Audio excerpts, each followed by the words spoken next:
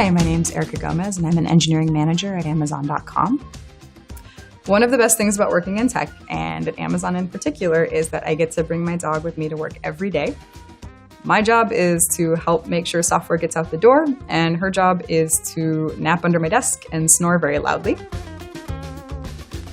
My name is Jerome Holman, and I'm a program manager on Team Xbox, and I have a really fun job, basically bringing the hardware and the software together to give you all the games that you love on your Xbox.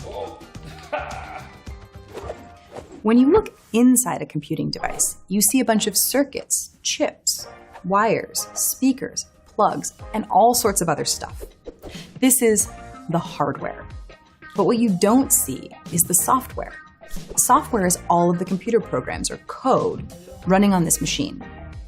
Software can be anything from apps and games to web pages and the data science software that me and my teams use at Amazon to understand how customers behave. But how do the hardware and the software interact with one another?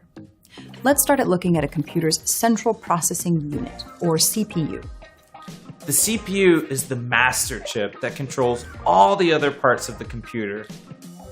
A CPU needs to do different things, so inside it has smaller, simpler parts that handle specific tasks. It has circuits to do simple math and logic. It has other circuits to send and receive information to and from different parts of the computer.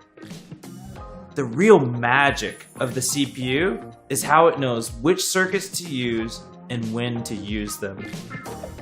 The CPU receives simple commands that tell it which circuit to use to do a specific job. For example, an add command tells the CPU to use its adder circuit to calculate a new number. And then the store command tells the CPU to use a different circuit to save that result into memory. Just like numbers, all of these simple commands can be represented in binary ones and zeros, or on and off electrical signals.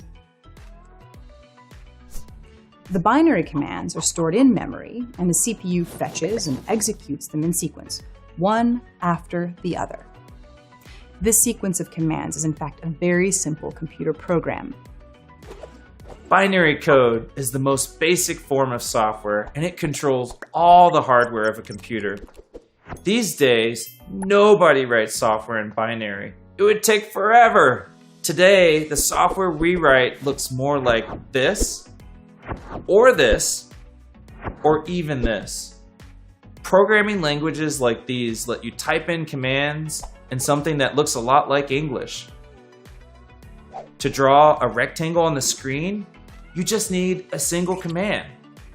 This high-level command is converted into hundreds or thousands of simpler binary commands that the CPU understands. Software tells the CPU what to do. But when you're listening to music and browsing the web and chatting with a friend, your computer is running multiple pieces of software all at once.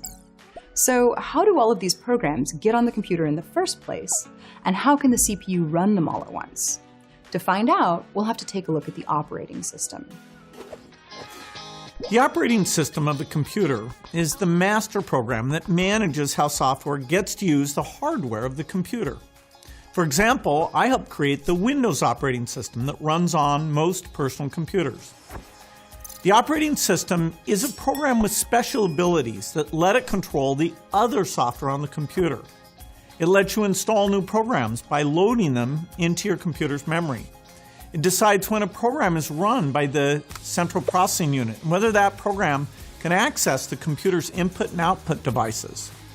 And when you think your computer is running many programs at once, in reality, it's the operating system that's quickly switching between programs, sharing that CPU for fractions of a second. Inside every computer is an operating system managing software that controls the computer's hardware.